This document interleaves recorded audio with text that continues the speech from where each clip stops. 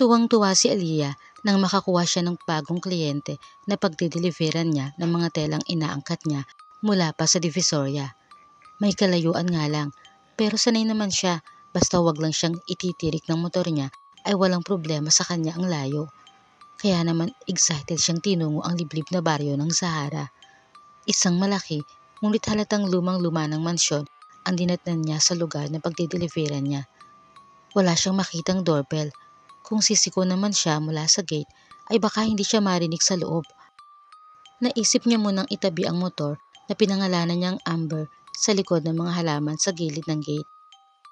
At saka siya lumusot sa butas, pinagkasya niya ang sarili. Nanalangin na lang siya na sana ay walang aso na hahabol sa kanya sa loob. Pagdating sa main door ay saka siya kumatok at tumawag.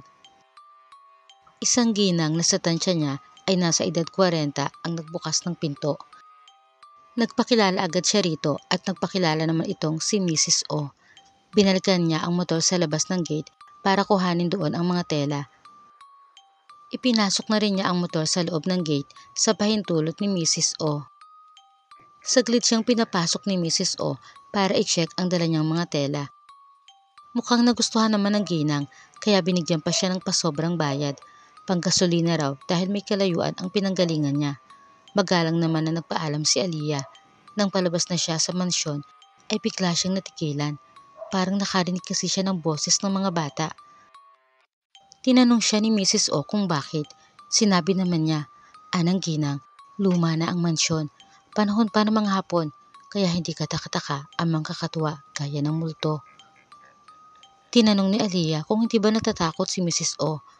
Ani Mrs. O, sanay na siyang mag-isa. Mula nang iwan siya ng asawa at sumama sa ibang babae, ay natutunan na niya kung paano mamuhay ng mag-isa.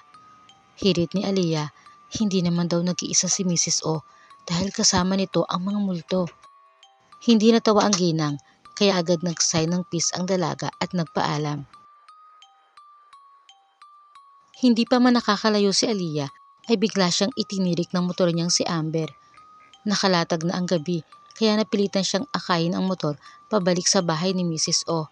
Makikiusap siyang baka pwedeng makapagpalipas ng gabi ron. Magtatapang-tapangan na lang siya kung sakali man na totoo na may multo. Muli naman siyang pinagbuksan ng pintuan ni Mrs. O.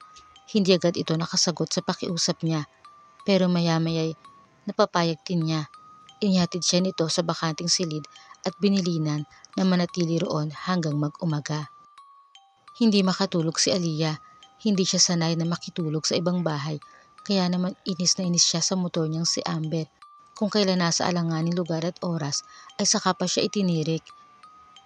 Nang mapapailip na siya ay muli niyang narinig ang mga munting boses na yon, kaya napabangon siya.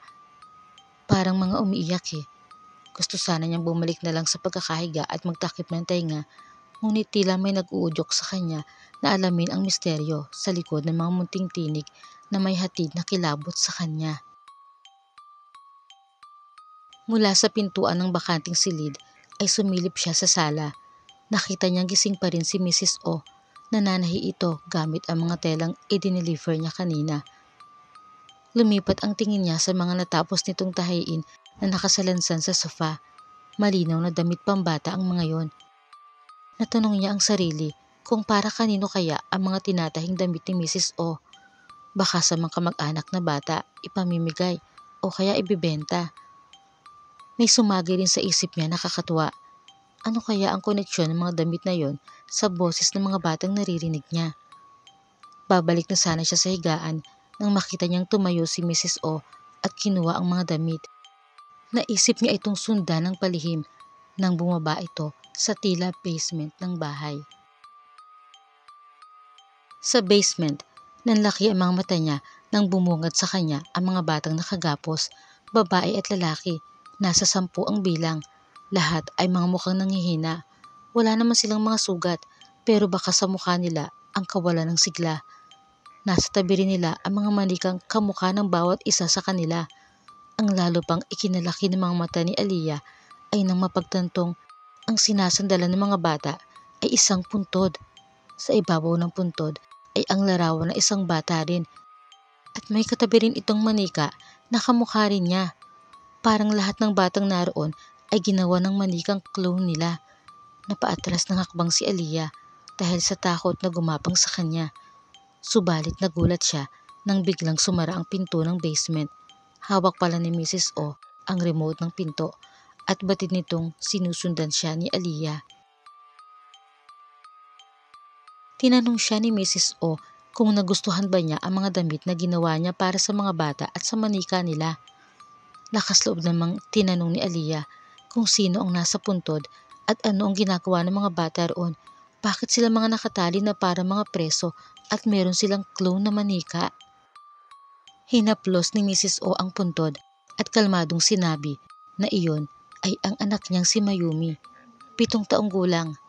6 na taon daw si Mayumi nang iwan siya ng asawa niya at sumama sa ibang babae. Mula nang umalis ito ay napabayaan na niya ang anak niya. Noong malapit nang magdiwang ng ika-7 kaarawan si Mayumi, humiling daw ito sa kanya ng manika. Gusto raw nito na sa birthday niya ay maraming bata kasi hindi raw niya pinapayagang makipaglaro si Mayumi sa mga bata sa utos ng asawa niya. Kahit iniwan na sila nito ay sinusunod pa rin niya ang utos. Pero dahil nga lunod pa rin siya sa kalungkutan sa ginawang pag-iwan sa kanya ng asawa ay hindi niya napagbigyan si Mayumi. Wala siyang inihandang selebrasyon para sa birthday nito. Nagmukmuk lang siya sa kwarto nilang mag-asawa. Hindi niya namalayan na si Mayumi ay lumabas ng mansyon na sobrang lungkot. Nagtatakbo hanggang sa labasan at nasagasaan ng isang delivery truck. Nakonsensya siya sa nangyari kaya't inuwi niya si Mayumi. Inilihim sa mga tao na doon niya ito pinagawa ng puntod sa basement. Nanguha siya ng mga bata mula sa iba't ibang lugar para makasama rin ni Mayumi at ginawa sila ng tag-iisang manikang kamukha nila nang sa gayon ay hindi na raw malungkot ang kanyang anak. Gusto niyang makabawi rito sa pamamagitan nila. Ipinangako niya kay Mayumi na hindi na ito mag-iisa. Meron na siyang mga kalaro at pare-pareho pa sila ng mga manika gaya ng huling kahilingan niya. Ipinagmalaki rin ni Mrs. O na mahusay siyang gumawa ng manika at mga damit nila dahil nagtrabaho siya noon sa pabrika ng mga manika bago siya nag-asawa. Ang asawa pala niya ang may-ari ng bahay na yon. Pero iniwan na nga lang sa kanya ang mansyon. Sinabi ni Aliyah na nababaliw na si Mrs. O. Lumapit ito sa kanya. Pasakal siyang isinandal sa dingding at sinabing hindi siya baliw. Katunayan, kaya nga niya sinasabi ang lahat kay Aliyah ay dahil magiging parte na rin ito ng basement na yon. Siya ang pag-aalagaan niya sa mga bata at sa anak niyang si Mayumi. Itinulak ni Mrs. O si Aliyah sa mga bata sabay labas ng basement at ikinandado iyon. Nag-iiyakan naman ang mga batang pilit pinakakalma ni Aliyah. Pinangakuan niyang gagawa siya ng paraan para mailigtas ang mga ito at maibalik sa kanilang pamilya. Ang una niyang ginawa ay kinalag ang tali ng mga batang sa tansya niya ay nasa 6 hanggang 7. Kaidaran lang ni Mayumi nang mamatay ito.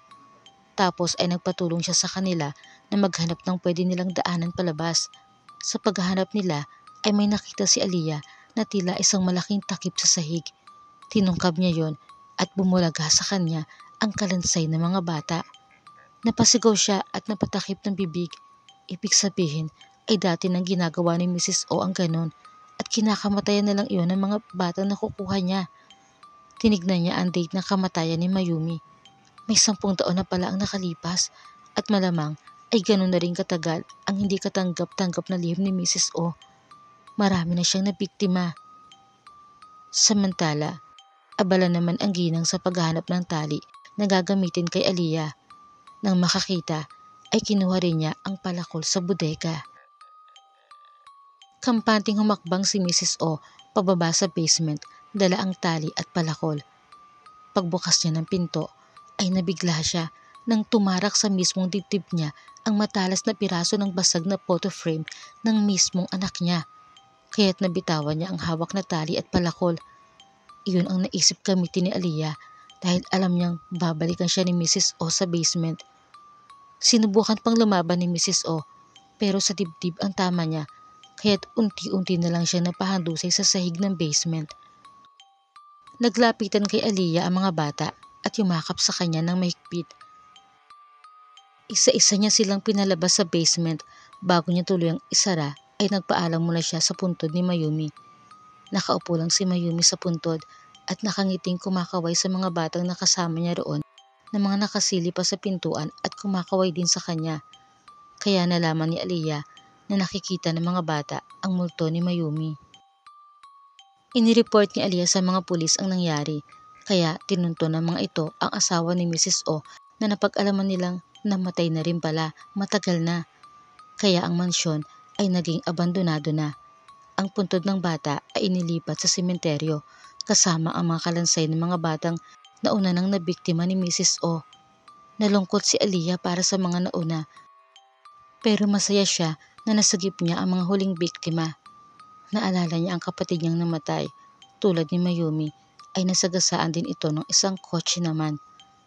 Ang pangalan ng kapatid niya ay Amber, na ipinangalan niya sa motor niya kasi gusto niyang maramdaman na lagi pa rin niya itong kasama kahit saan siya magpunta. Sa tingin nga niya, si Amber ang may gawa ng pagtirik ng motor niya para matuklasan niya ang nakakakilabot na lihim ni Mrs. O. Napangiti na lang siya at napatingala sa langit.